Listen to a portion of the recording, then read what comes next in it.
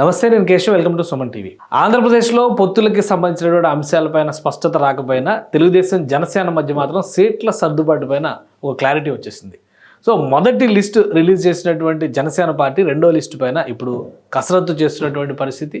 మరోవైపు మిగిలినటువంటి 19 నియోజకవర్గాలకి సంబంధించి కూడా క్షేత్రస్థాయిలో జనసేన పార్టీ అభ్యర్థుల పరిశీలనకు సంబంధించి ఫీడ్బ్యాక్ తీసుకుంటున్నట్టుగా సమాచారం ఉంది. Avira Women's Day special offer 50% off on IUI IVF valid till 8th March. ఈ సర్వేలు పూర్తయిన తర్వాత ఆయా నియోజకవర్గాల్లో ఎవరి పర్ఫార్మెన్స్ బాగుంది, ప్రజలు ఎవరికి పట్టం కట్టేటువంటి అవకాశం ఉంది అనేటువంటి అంశాలను దృష్టిలో ఉంచుకునే రెండో జాబితాను రిలీజ్ చేయబోతున్నారు. దీనికి సంబంధించినటువంటి కసరత్తు పార్టీ కార్యాలయంలో ఇప్పటికే జరుగుతుంది. జనసేన పార్టీ అధినేత ఇందులో నిమగ్నమై ఉన్నటువంటి పరిస్థితి.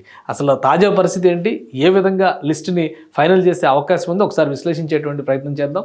జనసేన పార్టీ తెలుగుదేశం పార్టీ పొత్తులో భాగంగా మొత్తం 24 నియోజకవర్గాలకు సంబంధించి జనసేన పార్టీ బరిలో దిగాలనేటువంటి ఒక నిర్ణయం వచ్చేసింది. అంటే మొదటి విడతలో అనౌన్స్ చేసినటువంటి 118 నియోజకవర్గాల్లో 94 నియోజకవర్గాలు తెలుగుదేశం పార్టీ పోటీ చేయాలని డిసైడ్ చేసింది. అలానే దానికి సంబంధించినటువంటి అభ్యర్థుల జాబితాను కూడా తెలుగుదేశం పార్టీ అనౌన్స్ చేసినటువంటి పరిస్థితి. ఇక జనసేన పార్టీకి సంబంధించి 24 నియోజకవర్గాల పైన జనసేన క్యాండిడేట్లు బరిలో దిగబోతున్నారు. అందులో 5 నియోజకవర్గాల అభ్యర్థుల్ని ఇప్పటికే అనౌన్స్ చేసింది.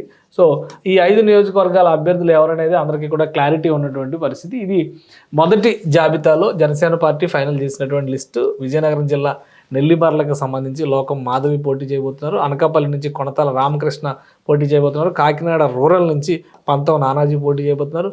రాజానగరం నియోజకవర్గం నుంచి బత్తుల బలరామకృష్ణ పోటీ చేయబోతున్నారు. తెనాలి నుంచి నాదెండ్ల మనోహర్ పోటీ చేయబోతుంది. ఇది ఫస్ట్ లిస్ట్లో జనసేన పార్టీ ఫైనల్ చేసినటువంటి జాబితా.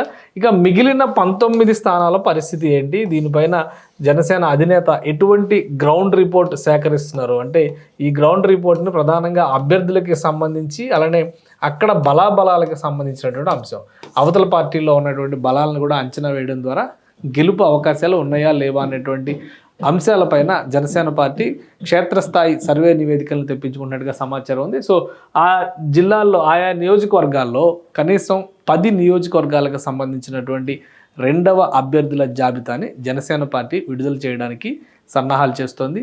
ఆ నియోజకవర్గాలు ఏమేమి ఉండొచ్చు, ఆ జాబితాలో అభ్యర్థులు ఎవరుండేటువంటి అవకాశం ఉంది, ఈ అంశాలను ఒకసారి పరిశీలించేటువంటి ప్రయత్నం చేద్దాం. ఇది రెండో జాబితాకి సంబంధించి జనసేన పార్టీ చేస్తున్నటువంటి కసరత్తు. వాస్తవానికి ఇక్కడ అన్నిటికంటే ముందు అనౌన్స్ చేసినటువంటి నియోజకవర్గం అంటే జనసేన పార్టీ అధినేత RRR ఫార్ములాలో భాగంగా రాజానగరం, రాజోలు పేర్లు అనౌన్స్ చేశారు. రాజోలుకి సంబంధించి ఇది లాస్ట్ టైం సిట్టింగ్ అంటే జనసేన పార్టీ అభ్యర్థిగా బరిలోకి దిగి గెలిచినటువంటి ఎమ్మెల్యే రాపాక వరప్రసాద్ ఇక్కడ నుంచి రిప్రజెంట్ చేస్తున్నారు కాబట్టి ఆయన వైసీపీలోకి జంప్ కొట్టాడు కాబట్టి వైసీపీలో కూడా ఆయన టికెట్ ఉందో లేదో క్లారిటీ లేదు కాబట్టి ప్రస్తుతానికి జనసేన పార్టీలో బొంతు రాజేశ్వరరావు ఈ నియోజకవర్గానికి సంబంధించి యాక్టివ్గా పనిచేస్తున్నటువంటి నాయకుడు. ఈ విషయంలో ఇద్దరు నాయకులకి పర్ఫార్మెన్స్కి సంబంధించి వరప్రసాద్ అని మాజీ IAS అధికారి ఉన్నారు. ఎందుకంటే బొంతు రాజేశ్వరరావు ఇప్పటికే 2 సార్లు 2014 అలానే 2009 ఈ 2 సార్లు కూడా రాజోల నియోజకవర్గం నుంచి వైసీపీ అభ్యర్థిగా పోటీ చేసి ఓడిపోయినటువంటి పరిస్థితి. సో ఇప్పుడున్నటువంటి సింపతి వేవ్లో ఈ మూడో దఫా కనుక ఆయనకు అవకాశం ఇస్తే సింపతి వేవ్లో గెలిచే అవకాశం ఉందనేది ఒకటి. ఇంకోటి జనసేన పార్టీ సిద్ధాంతపరంగా మాజీ IAS అధికారి వరప్రసాద్ సన్నిహితంగా ఉన్నటువంటి పరిస్థితి. వీళ్ళిద్దరి అభ్యర్థిత్వాలపైన కూడా నివేదికలు సేకరించినట్టుగా తెలుస్తుంది. సో జనంలో ఉండేటువంటి నాయకుడికే పవన్ కళ్యాణ్ ఆమోద ముద్ర వేసేటువంటి ఛాన్సెస్ ఉన్నాయి కాబట్టి ఇద్దరిలో ఎవరికి అవకాశం ఇవ్వబోతున్నారు అనేది ఇప్పుడు ఆసక్తికరంగా మారింది. ఇక రెండో నియోజకవర్గం విశాఖపట్నం దక్షిణ నియోజకవర్గం పైన జనసేన పార్టీ ఫోకస్ పెడుతుంది. ఆల్రెడీ పవన్ కళ్యాణ్ విశాఖ టూర్ సమయంలో కూడా దక్షిణ నియోజకవర్గం పైన ప్రత్యేకమైనటువంటి ఫోకస్ పెట్టినటువంటి పరిస్థితి ఉంది. ఇప్పటికే విశాఖ జిల్లా ఉమ్మడి విశాఖ జిల్లా పరిధిలో చూస్తే అనకాపల్లి కాన్స్టిట్యున్సీకి సంబంధించినటువంటి అభ్యర్థిని ప్రకటించారు. విశాఖ లోక్సభ స్థానం పరిధిలోకి వచ్చేటువంటి నియోజకవర్గాల పైన కూడా ఫోకస్ పెడుతున్నటువంటి పరిస్థితి ఉంది. ఇందులో భాగంగా వంశీకృష్ణ యాదవ్ ప్రస్తుతం విశాఖ అర్బన్కి సంబంధించి అర్బన్ ప్రాంతానికి సంబంధించి పార్టీ అధ్యక్షుడిగా వ్యవహరిస్తున్నారు. ప్రస్తుతం ఎమ్మెల్సీ కూడా వైసీపీ నుంచి ఇటీవలే పార్టీ మారినటువంటి నాయకుడు. సో ఆయన పేరుని సీరియస్గా కన్సిడర్ చేస్తున్నట్టుగా సంకేతాలు ఉన్నాయి. విశాఖ సౌత్ నుంచి వంశీకృష్ణ యాదవ్ని బరిలో నిలిపేటువంటి అవకాశాలు ఎక్కువ కనిపిస్తుంది. ఇక మరొక నియోజకవర్గం పెందుర్తికి సంబంధించి పంచకర్ల రమేష్ బాబుని బరిలో నిలిపేటువంటి అవకాశం ఉంది. అక్కడ 2 సార్లు ఉమ్మడి విశాఖ జిల్లాలో 2 సార్లు ఎమ్మెల్యేగా గెలుపొందినటువంటి వ్యక్తి. ఆయనకి ఖచ్చితంగా టికెట్ వచ్చేటువంటి ఛాన్సెస్ ఉన్నాయి. ఇది పెందుర్తి నుంచి ఈసారి బరిలో దిగేటువంటి అవకాశాలు ఎక్కువ కనిపిస్తుంది. ఇక మరొక నియోజకవర్గం యలమంచిలి నియోజకవర్గం. గతంలో ప్రజారాజ్యం పార్టీ వేవ్లో కూడా పంచకర్ల రమేష్ ఇక్కడ నుంచి ఎమ్మెల్యేగా గెలుపొందినటువంటి పరిస్థితి. గత ఎన్నికల్లో కూడా సుందరపు విజయ్ ఇక్కడ బరిలో దిగారు. అయితే ఈసారి సుందరపు సతీష్ ఆయన సోదరుడు కూడా పార్టీలో చేరినటువంటి పరిస్థితి ఉంది. సో ఇద్దరిలో ఎవరి అభ్యర్థిత్వం ఇక్కడి నుంచి కన్సిడర్ చేయాలనే దాని మీద సీరియస్గా చర్చలు జరుగుతున్నట్టుగా తెలుస్తుంది. వీళ్ళిద్దరిలో ఎవరో ఒకరికి అవకాశం వచ్చేటువంటి ఛాన్సెస్ అయితే ఉన్నాయి. ఇక మరొక ముఖ్యమైనటువంటి నియోజకవర్గం నిడదవోలు నియోజకవర్గం. ఇది రాజమండ్రి లోక్సభ స్థానం పరిధిలోకి వచ్చేటువంటి నియోజకవర్గం. ఆల్రెడీ రాజమండ్రి రూరల్ నుంచి కందులు దుర్గేష్ గత ఎన్నికల్లో పోటీ చేసి 40,000 పైచిలకు ఓట్లు దక్కించుకున్నటువంటి వ్యక్తి. అయితే ప్రస్తుతం రాజమండ్రి రూరల్ గోరంట్ల బుచ్చయ్య చౌదరికి అక్కడ తెలుగుదేశం పార్టీ సిట్టింగ్ స్థానం. సో ఈ అంశాన్ని దృష్టిలో పెట్టుకొని గత 2 ఎన్నికల్లో కూడా బుచ్చయ్య చౌదరి అక్కడ నుంచి ఎమ్మెల్యేగా రిప్రజెంట్ చేశారు, సీనియర్ నాయకుడు కాబట్టి ఈసారి అవకాశం ఆయనకే ఇచ్చి నిడదవోలు నుంచి కందుల దుర్గేష్ పోటీ చేసేటువంటి అవకాశాలు ఎక్కువగా ఉన్నాయి. దీనికి సంబంధించి ఇప్పటికే అధినేత కూడా ఆయనకి కొంత డైరెక్షన్ ఇచ్చినటువంటి పరిస్థితి ఉంది. ఎక్కడి నుంచి పోటీ చేయమంటే అక్కడి నుంచి పోటీ చేయడానికి తను సంసిద్ధంగా ఉన్నట్టుగా కందులు దుర్గేష్ చెప్తున్నారు.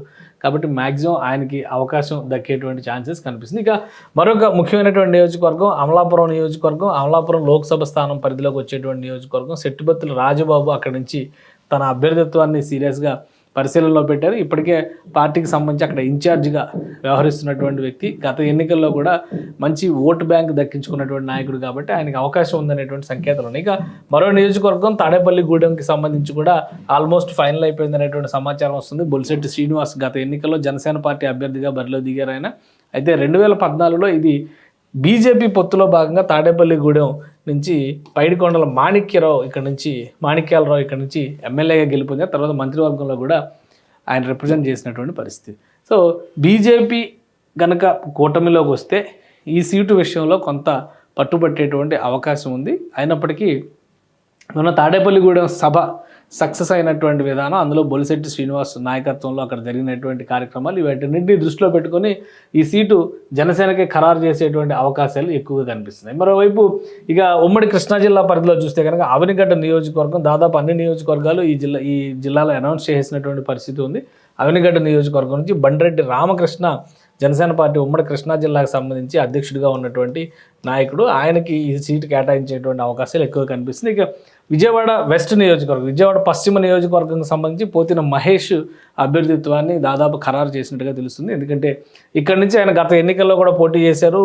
అప్పుడు కూడా బలమైనటువంటి ఓటు బ్యాంక్ దక్కించుకున్నారు. టీడీపీ కూడా ఈ సీటు విషయంలో కొంత పట్టుబడుతున్నటువంటి పరిస్థితి ఉంది. మరోవైపు గత ఎన్నికల్లో 2014 ఎన్నికల్లో ఈ సీటు బీజేపీకి కేటాయించినటువంటి సీటు. అయితే ఈసారి అక్కడ బలమైనటువంటి నాయకత్వం జనసేన పార్టీకి ఉన్నటువంటి నేపథ్యంలో ఖచ్చితంగా ఈ సీటు జనసేన తీసుకోవడానికి ఎక్కువ అవకాశాలు ఉన్నటువంటి పరిస్థితి ఉంది. ఇక చీరాల నియోజకవర్గం సంబంధించి ఆమంచి స్వాములు ఇక్కడ బరిలో దిగేటువంటి అవకాశం ఉంది. కారణం బలరామమూర్తి పైన పోటీకి దిగేటువంటి అవకాశం ఉంది. ఆమంచి కృష్ణమోహన్ ఆయన సోదరుడే, ఆయన కూడా వైఎస్ఆర్సీపీ నుంచి టికెట్ ఆశిస్తున్నటువంటి పరిస్థితి ఉంది. కానీ ఈక్వేషన్స్ ప్రకారం చూస్తే ఇక్కడ జనసేన పార్టీ అభ్యర్థిగా ప్రస్తుతం ఆయన నియోజకవర్గ ఇన్ఛార్జిగా కూడా ఉన్నారు. చీరాల నియోజకవర్గ ఇన్ఛార్జిగా కూడా ఆమంచి స్వాములు ఉన్నటువంటి పరిస్థితి.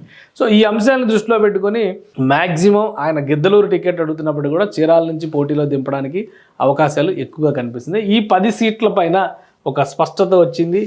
పవన్ కళ్యాణ్ దీనికి సంబంధించినటువంటి అనౌన్స్మెంట్ని అతి త్వరలోనే చేయబోతున్నారు అనేటువంటి ఇన్ఫర్మేషన్ అయితే వస్తుంది. ఇక మిగిలిన నియోజకవర్గాలు అంటే ఫస్ట్ 5 నియోజకవర్గాలు, ఇప్పుడు ఈ 10 నియోజకవర్గాలు కలిపితే 15 నియోజకవర్గాలకు సంబంధించి ఎంపిక ప్రక్రియ పూర్తయినట్టుగా మనం భావించాల్సి ఉంటుంది. అయితే ఈ 15 నియోజకవర్గాలు కాకుండా ఇంకా 9 నియోజకవర్గాలు జనసేన కోటాలోకి వచ్చేటువంటి నియోజకవర్గాలు ఉన్నాయి. 24 నియోజకవర్గాలే ఫైనల్ అనుకుంటే. సో ఆ 9 నియోజకవర్గాలు ఏంటి, అక్కడ ఉన్నటువంటి పరిస్థితులు ఏంటి, అక్కడ ఏ అంశాలతో అభ్యర్థుల అన్వేషణ జరుగుతుంది, ఈ అంశాలను కూడా ఒకసారి విశ్లేషించేటువంటి ప్రయత్నం చేద్దాం. జనసేనలో పెండింగ్ జాబితాగా పరిశీలించడానికి అవకాశం ఉన్నటువంటి నియోజకవర్గాలు ఈ 9 నియోజకవర్గాలు కనిపిస్తున్నాయి. అంటే సెకండ్ లిస్ట్లో పవన్ కళ్యాణ్ పోటీ చేయబోయేటువంటి స్థానం పైన సస్పెన్స్ కొనసాగేటువంటి అవకాశాలే ఎక్కువగా కనిపిస్తున్నాయి. ఎందుకంటే పవన్ కళ్యాణ్ తను ఎక్కడి నుంచి బరిలోకి దిగబోతున్నారు అనేటువంటి విషయాన్ని ముందుగానే ప్రకటిస్తే దాని కౌంటర్ స్ట్రాటజీలు రెడీ చేసేటువంటి పనిలో అవతల పక్షాలు సిద్ధంగా ఉన్నటువంటి పరిస్థితి ఉంది. కాబట్టి ఆ అంశాన్ని మాత్రం చివరి వరకు ఉత్కంఠగానే ఉంచేటువంటి అవకాశాలు ఎక్కువగా కనిపిస్తున్నాయి.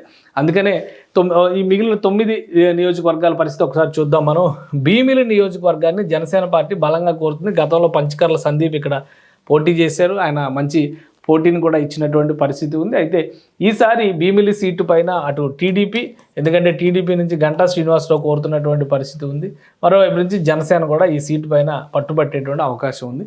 సో భీమిలి సీటు పైన ఒక క్లారిటీ రావాలి. అలానే తిరుపతి నియోజకవర్గానికి సంబంధించి డీకే ఆదికేశవ నాయుడు కుటుంబానికి సంబంధించినటువంటి డీకే చైతన్య ఇటీవలే పార్టీలో చేరినటువంటి పరిస్థితి ఉంది కాబట్టి ఆమె అభ్యర్థిత్వంతో పాటు మరికొంతమంది నాయకులకు సంబంధించినటువంటి గ్రౌండ్ రిపోర్ట్స్ని పార్టీ సేకరించేటువంటి పనిలో ఉంది. సో ఈ రిపోర్ట్స్ వచ్చిన తర్వాత ఈ అంశాలపైన ఒక స్పష్టత ఇచ్చేటువంటి ఛాన్సెస్ ఉన్నాయి.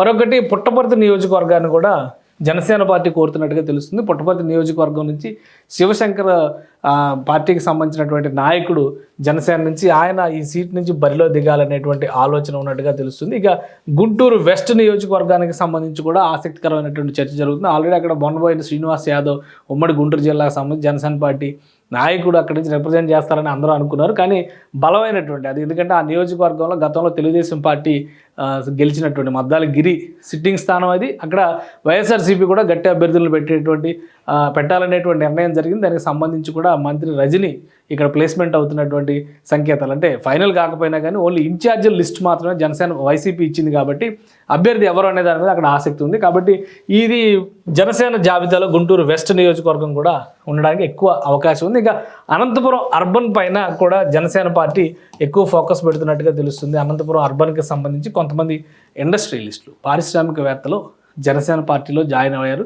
దానికి సంబంధించి కూడా ఆ నియోజకవర్గం జనసేనకి బలం ఉండేటువంటి నియోజకవర్గం అనేటువంటి అభిప్రాయంతో ఉంది. కాబట్టి ఈ నియోజకవర్గాలు అన్నిటిపైన ఒక స్పష్టతతో జనసేన పార్టీ వ్యవహరించడానికి ప్రస్తుతానికి ప్రణాళికలు సిద్ధం చేస్తుంది. ఇక మిగిలినటువంటి నియోజకవర్గాలు, ఇక్కడ ఒక 4 నియోజకవర్గాలు ఉత్కంఠభరితమైనటువంటి నియోజకవర్గాలు ఉన్నాయి. వాటికి కారణం ఏంటంటే ఇది ఉమ్మడి విశాఖ జిల్లాకు సంబంధించినటువంటి గాజువాక నియోజకవర్గం. గతంలో పవన్ కళ్యాణ్ ఇక్కడ పోటీ చేసినటువంటి నియోజకవర్గం 2019లో. ఇక్కడి నుంచి బరిలో ఎవరిని నిలపాలి అనేటువంటి చర్చ, ఆసక్తికరమైనటువంటి చర్చ జరుగుతుంది. సో ఈ ఆప్షన్స్ విషయంలో పవన్ కళ్యాణ్ దాన్ని కొంత పెండింగ్లో పెట్టారు.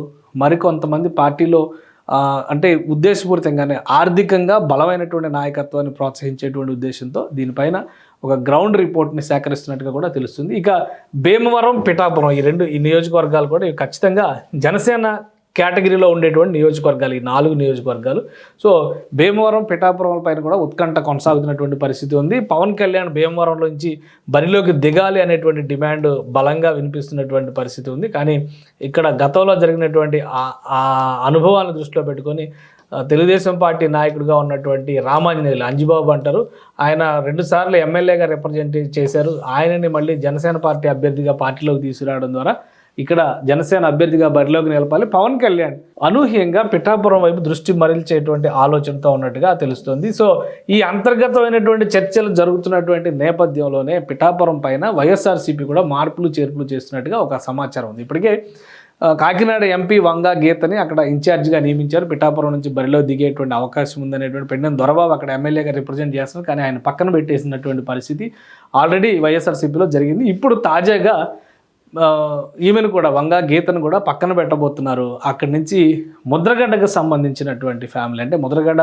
పోటీ చేస్తారా లేదంటే వేరే వారిని దింపుతారా అనేటువంటి ఆసక్తికరమైనటువంటి చర్చ ఉంది. సో అందుకనే పిఠాపురం నియోజకవర్గం కూడా చివరి నిమిషం వరకు ఒక ఉత్కంఠ రేపేటువంటి నియోజకవర్గం కాబోతుంది. ఇక ఫైనల్గా నరసాపురం నియోజకవర్గం, నరసాపురం పార్లమెంటరీ స్థానానికి సంబంధించినటువంటి నియోజకవర్గం. ఇక్కడ కూడా బలమైనటువంటి నాయకత్వం జనసేన పార్టీకి ఉన్నటువంటి పరిస్థితి ఉంది. ఇక్కడ బొమ్మిడి నాయకర్ గతంలో ఇక్కడి నుంచి బరిలోకి దిగారు. జనసేన పార్టీ నాయకుడిగా మంచి ఓటు బ్యాంకు దక్కించుకున్నటువంటి నాయకుడు. కాబట్టి మరొకసారి ఆయన ఇక్కడ బరిలోకి దిగాలనేటువంటి ఆలోచన చేస్తారు. ఇటీవల కాలంలోనే కొత్తపల్లి సుబ్బారాయుడు కూడా అక్కడ జనసేన పార్టీలో చేరారు. కొత్తపల్లి సుబ్బారాయుడు గతంలో ఎంపీగా, ఎమ్మెల్యేగా, రాష్ట్ర మంత్రిగా కూడా ఆయనకి ప్రత్యేకమైనటువంటి స్థానం ఉంది. సో నరసాపురం అభ్యర్థిత్వం విషయంలో వీళ్ళిద్దరిలో ఎవరు అనేటువంటి చర్చ జరుగుతుంది. మరోవైపు ఈ లోక్సభ స్థానాన్ని, అంటే నరసాపురం పార్లమెంటు స్థానాన్ని బీజేపీకి కేటాయించే పక్షంలో, ఒకవేళ బీజేపీకి ఈ స్థానం పరిధిలో ఒక సీటు కేటాయించాల్సిన పరిస్థితి వస్తే ఆప్షన్స్ ఏంటి అనేటువంటి విషయంలో కూడా కొంత తర్జన భర్జనలు జరుగుతున్నటువంటి పరిస్థితి ఉంది.